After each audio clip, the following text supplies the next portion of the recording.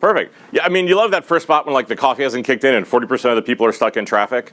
I kind of feel like after this, we should workshop the lie we're going to tell to like the 40% who aren't here. Like, oh my God, I can't believe Kanye was at Steve's talk. Pick the celebrity of your choosing. He's a little interesting. A little bit about me, right? So the title Chief Design Evangelist is always like super interesting because most design evangelists I've ever known basically don't know crap about design. They're just really good at regurgitating stuff from Twitter and Medium. You can look at my background other places. I would say like for this crowd, the relevant experience that I had was, so before joining Invision, I was the global head of design at Citibank. In the 3 years that I was there, within the first 12 months, we shipped more than we had in the 7 years prior. Within 18 months, I had scaled our design thinking practice to all 300,000 people in the firm, and within 18 months, won Digital Bank of the Year. So, like I said, in terms of relevant experience to hear about can this actually be done here, the answer is yes. What I would ask, I think, for not only for my talk, but for the rest of the day, like, it's always so funny whenever I talk to so many like executives and stuff like that, whenever I go in, because a lot of the work that I do is coming in to do coaching, to do teaching, to do workshops, to really come in basically as this third party who, we work with 100% of the world's Fortune 100 brands, so we have a really interesting perspective. But two, as a third party, I can say things that would be politically suicidal if you said it. So super useful. But a lot of that is about being honest, right? And I think a big part of it is that so many people come here and like everybody is fantastic and in such a good mood and their teams are well funded and they have all the problems figured out, and that's complete bullshit. Right? So everybody like is always like, we want design with a capital D, and I never know what the hell that means. So for this, we're going to be honest with a capital H. And a lot of what it is to start with, and again, I think this is always kind of like, candidly kind of the no shit statement, right? Like, design inside of corporations, and especially inside of financial services firms, is hard. And I think that in many cases, the reason why this is the first time in my career I am not a designer, I am not a head of design, a chief whatever, is because of the fact that I really feel like we are in a moment where everybody in this room, every creative in every other room has the opportunity to affect business in ways we have not seen since the last Industrial Revolution. The problem is that most people are really struggling to figure out how to do that. And we actually set about to prove that. So a few months ago at Invision, we released this study, which I was a co-author on, called the New Design Frontier Report. And what we wanted to do was to go out and take a real look at what is the state and impact on business, on design today. So what we did was we went out and talked to about 2,200 different companies in 23 different industries and 77 different countries. I know other firms and consultancies have done studies like this. This one is about, just from a data perspective, about 77 times bigger. Now you can download, I'll have a slide where you can download this report. It is not surprising that, one of the findings is that on average, companies with high maturity design teams are able to ship products about 6 times faster, 5 times cheaper, that, with about 4 times less back and forth, and that company valuation is about 26 times higher. Right? So, that's always the funny thing I find is whenever I work with the Googles, the Apples, the Nikes, like all the companies that everybody tries to be like, the Targets, no one is ever having a conversation about what is the value of design. But I think, here's the other thing that we found, and I think this is why this is so important, is that in this model, we had 5 different levels of maturity. Level 1 is the someone tells you to make it pretty level. Level 5, everyone, so trust me, what I do is like part therapy and part intervention. This is like circle of trust, Fokker. Like, there's gonna be a lot of like these sort of moments. But here's the thing where we're at right now is that whenever you look globally at the state of the impact of design and the maturity of those organizations, 83% of the world's design teams are in the middle to the bottom of design maturity. And the worst news is that financial services is among one of the worst industries on design maturity. That will come as a shock to absolutely no one in this room. Okay, but here's the sort of thing, and here's what I would tell you, is that if you want to, it's about a 47-page report. If you want a whole bunch of data, so when you talk to your executives and talk to a whole bunch of other people, that this actually breaks down what are the current states of the findings. Also Design Better, it's run by a peer of mine, Aaron Walter. It is a fantastic site. We have a ton of books, articles from the best people in the industry, and a lot of things like that. But like I said, we want to talk about truth. And here's one of the ones that I will talk with so many of the design teams that I work with. The real problem that we are facing is not having better ideas. It's not getting new tool sets through the door. It is not doing better looking design. The real problem, and again, why I took this role and why we invest so much in this, is that for all of us, no matter who it is you are, we have ideas. The challenge that we are basically up against is all the BS that surrounds those ideas. Because that is the thing that stops us. Because the reality is that innovation and corporate structure rarely coexist well together. Because that is the problem, is that so often corporations and the way that they think, legacy thinking, politics, red tape, and all this other stuff, short circuits creativity. Because creativity means you have to be willing to get things wrong. It means that you actually have to be able to go out and try things. It means that occasionally you may need to actually go out and not get something right. These are all things that most companies have a wild allergy to, especially in regulated industries. But so here's the thing, is that a lot of it for me is whenever you do this work, right? Like 74% of corporate transformations fail. And I sort of had to laugh at dinner last night and today how many people are starting to shy away from the word transformation, right? Because you can tell enough CEOs have read enough Harvard Business Review articles that like it's failed. So it's like we're going to stop using that word, like somehow that's going to make the change and keep their job. But here's the thing, right, is that if you legitimately want to do transformation, and this has always been the foundation of my work, it is understanding the difference between behavior and thinking whenever you're actually doing this, because the way to actually change a company is through a human-centered approach, and not in that like human-centered design that everybody talks about, yet somehow whenever they design things they still don't talk to their customers. Don't understand that. But the thing is that most companies just simply go after the behavior, right? The expression of the problem. This is why we come up with a new mission statement, or come up with a whole bunch of new values, or we come up with some new posters that HR puts like in the elevators, or like wraps them in that, or does some new HR training. But the problem is that behavior is just that. It's the expression of a problem.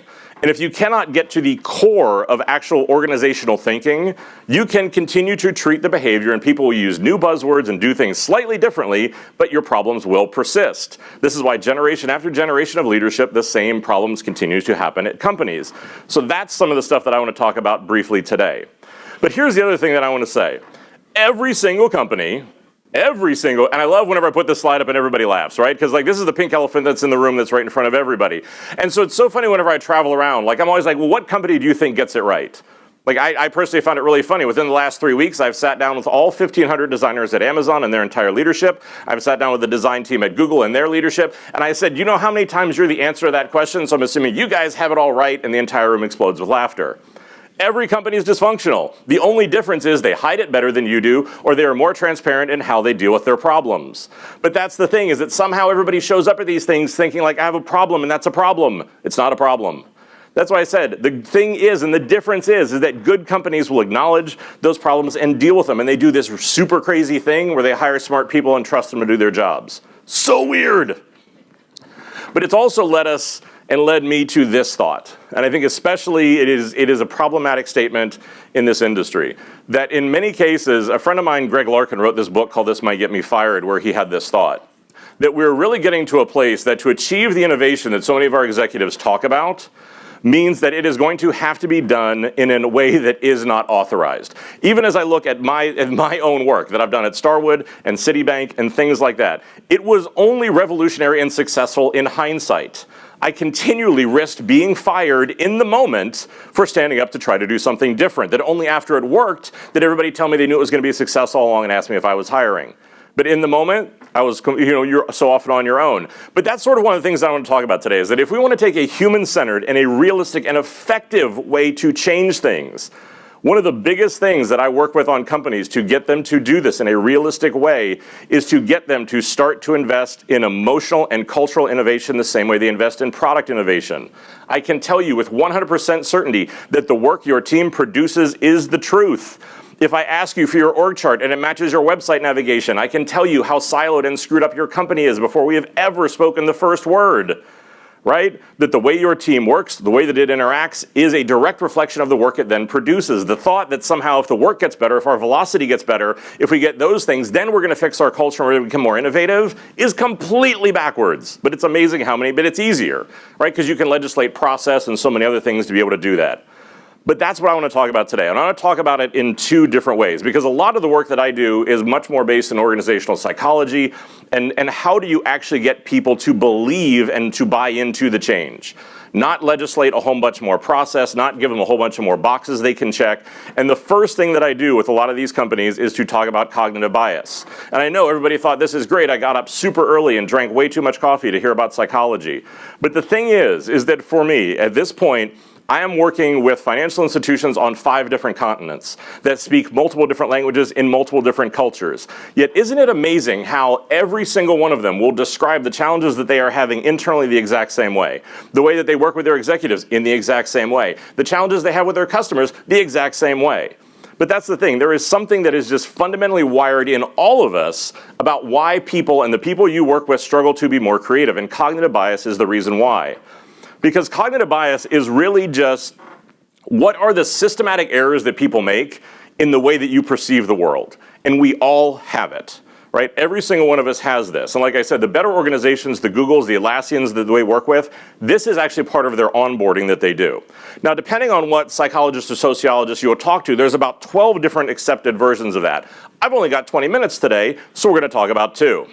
And these are the 2 that I see affect teams the most often. And like, trust me, if you want to find out more of this, or if you want to work with us on this, come find me afterwards.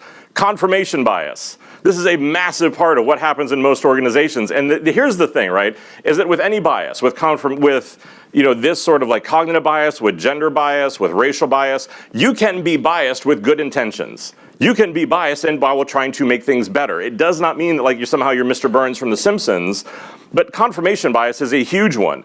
And this is that we unconsciously will surround ourselves only with opinions that we agree with.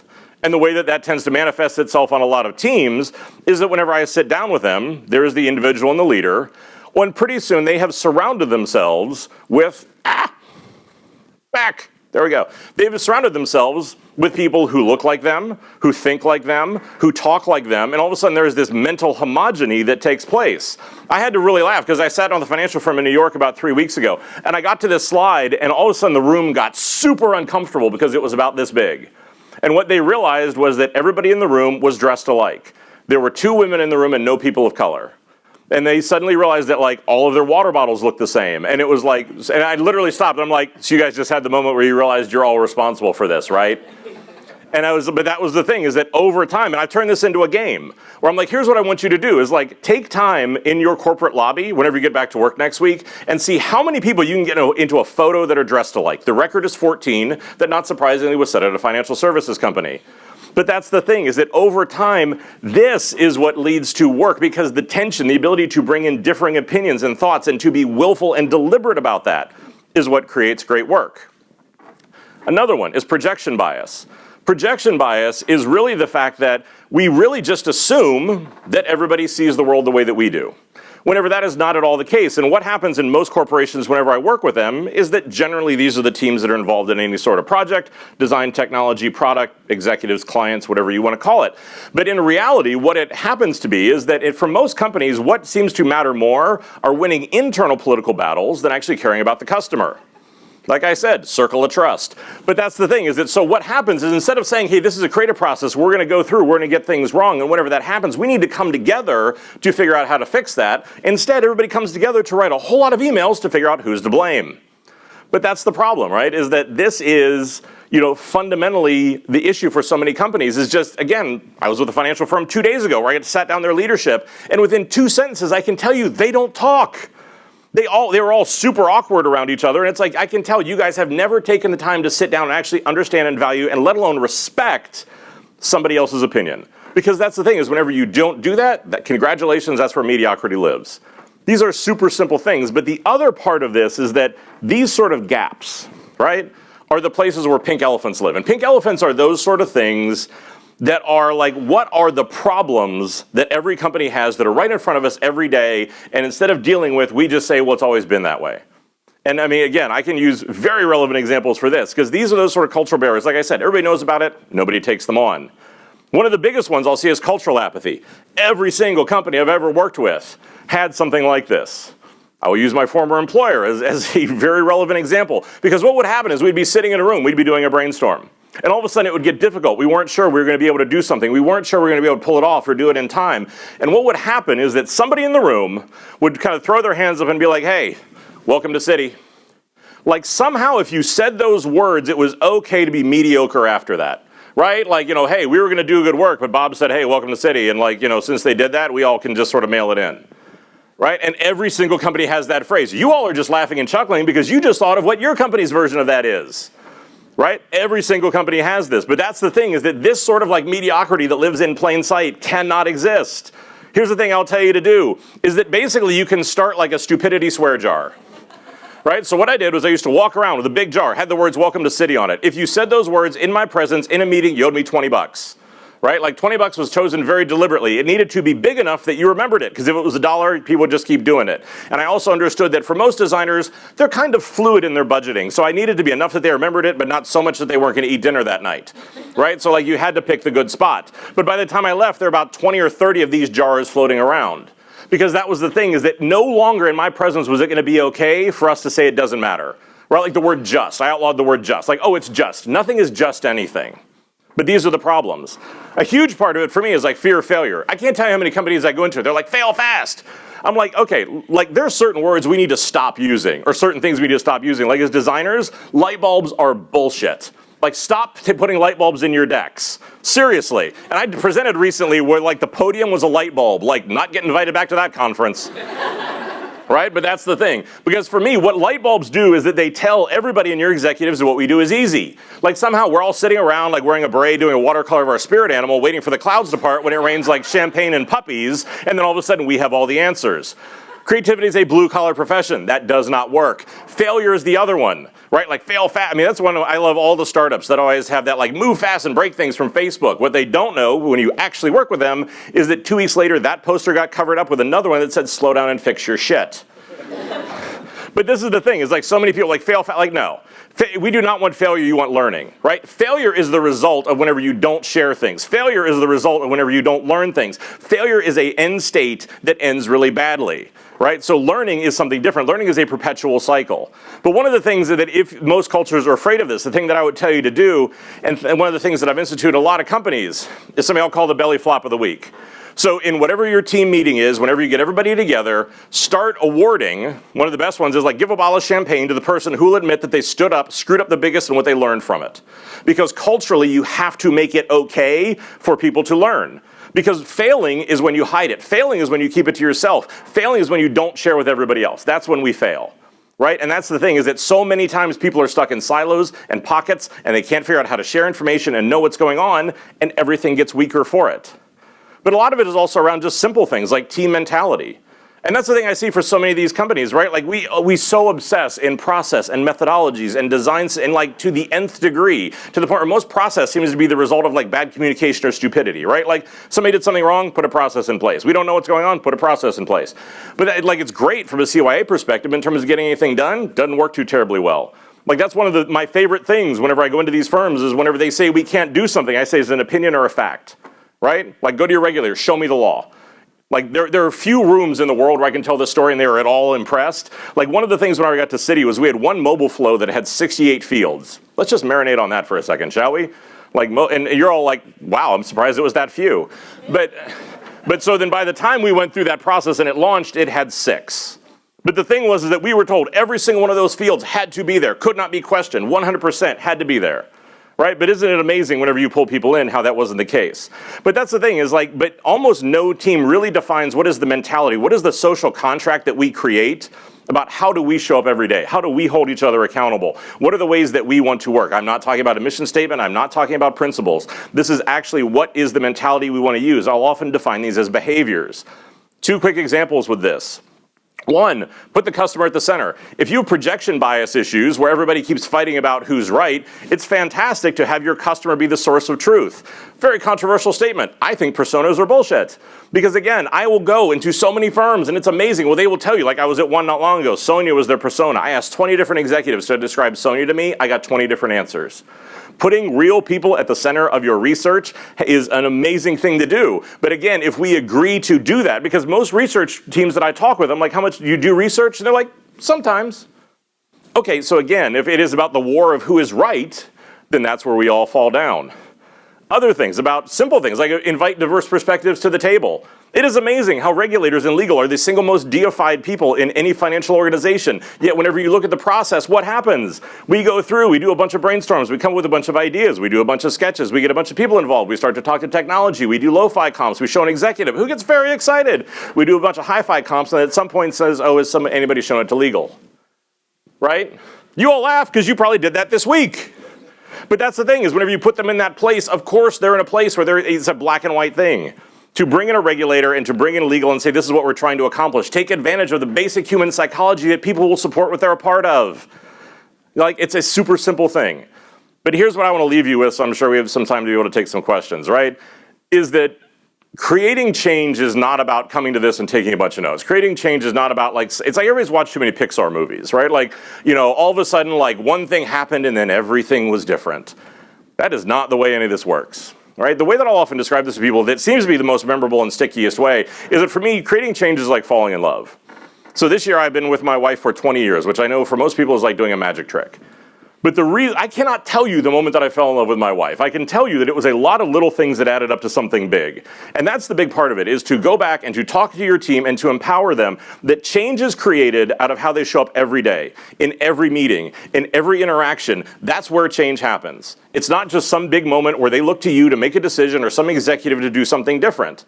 And that's why for me, like for most organizations, I will work with them on 4 different dimensions of change. And these are not the dimensions that most people work on. Like I said, if you want to be truly human-centered, these are the things that are going to matter. The first one is courage, especially in long-standing institutions. I was the first head of design in the 210-year history of an organization. To stand up and say, we are going to do things differently. This is what matters. This is how we want to do this. I'm going to bring you along with this. But that was the thing, is that the output of this courage is that, yes, people are going to make fun of you. Yes, they're going to deify. Yes, they may even tell you that you're crazy until you find some success. And then they will seek you out for the exact same reason. Because that's the thing, organizational jealousy, especially in corporations, is an incredibly powerful thing. That as soon as you have some success, everybody wants to be a part of it. The other part of this is vulnerability, in the fact that we are people who actually show up. And again, the ability to talk about things like cognitive bias and design imposter syndrome, the ability to actually share out what is really going on to stop this BS thing that like everything we do is perfect and everybody is fine and every like project is perfectly successful is just 100% not realistic. And I think also the fact that all of you are going to need to risk something, to burn some political capital, to actually try to do something differently. Because that's the thing, is that most companies will talk about change. When you're going to look at their leadership, everyone is sitting around waiting for somebody else to be the first one to run up the hill. Like at some point, somebody's going to have to stand up and start to work on this stuff. Because like I said, I can guarantee you, as soon as you start, it's amazing how many people will join you.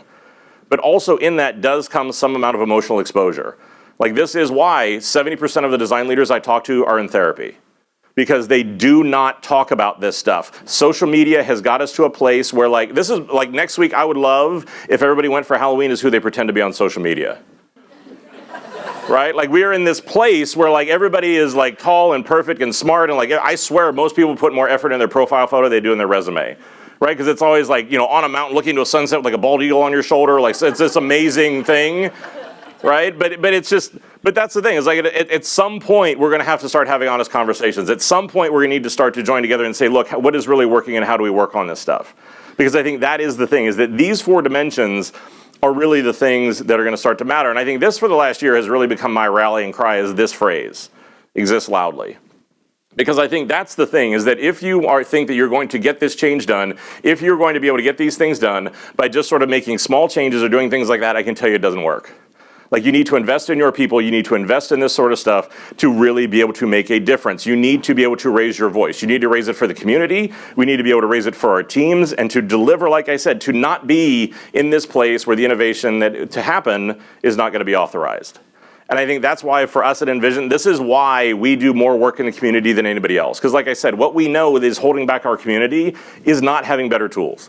It is not our ability to have better ideas. It is our ability to do these sort of things. And so I would highly encourage you to explore a lot of what is up here.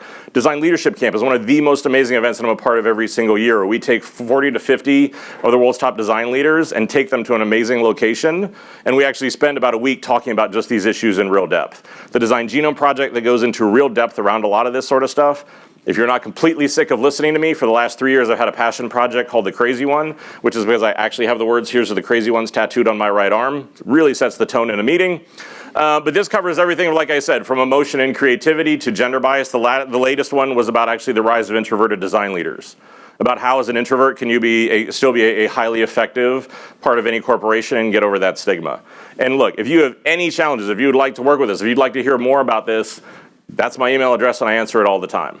And it's like I said, I think these are the sort of things, as we start to have these conversations, are the ability to do that change. And I can tell you 100% they work. So, questions? We've got some great questions. Let's get to the first one. What do you think about financial services companies creating new labs or spin-off entities to avoid enterprise conflicts or constraints? I mean, look, the thing I'm going to tell you is that like most innovation labs are a great PR stunt.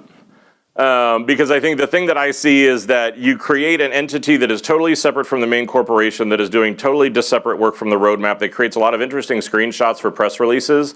The only way that your innovation lab is going to survive about a 12 to 18 month horizon is going to be if you have very deliberate ways in how are the work that you're incubating getting passed back to the organization.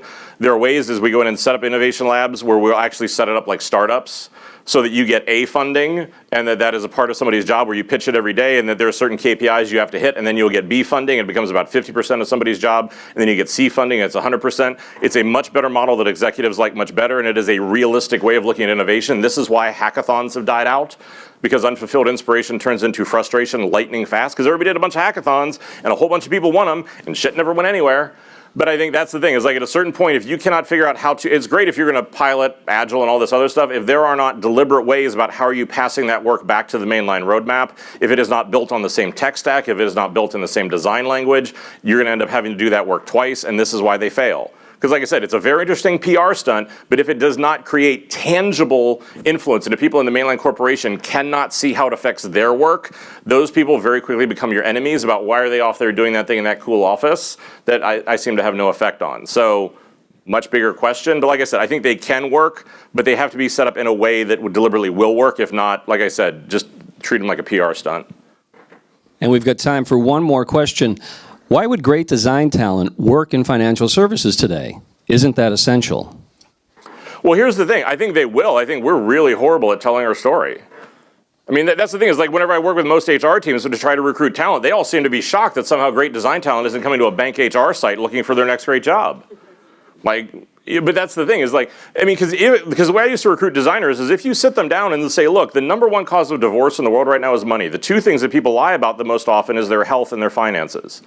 That if you want to actually put a dent in the universe, if you really, and again, to appeal to the millennial generation, a lot of those things are the way that they work. Like if you really want to make a tangible change, there is no place better, there is no place that needs design more than financial services right now. But it is also about telling your story about what it is you're doing, about sitting down with your partners that are in HR and PR to be able to actually tell that story, because so many companies think that somehow saying any of what we're doing is like giving away corporate secrets, like somehow a button color is proprietary. But that's the thing, right, is I think if you're able to do that and be able to do that, but I think this is where we have to learn from this, right? Because one of the things that's happening right now is that there is a mass exodus of really good design talent out of financial services, because 2 to 3 years ago, they were all told a really great story that didn't come true, right? And that is why with so many of these, like, from you name it, right? This is why they're leaving. It's because we told them a really great story and they weren't able to actually really have that impact. But again, this is why if you want to retain that talent and not constantly have it turned over, and because getting them through the door is the easy part, I think. Keeping them there, that's the real trick. Thanks so much.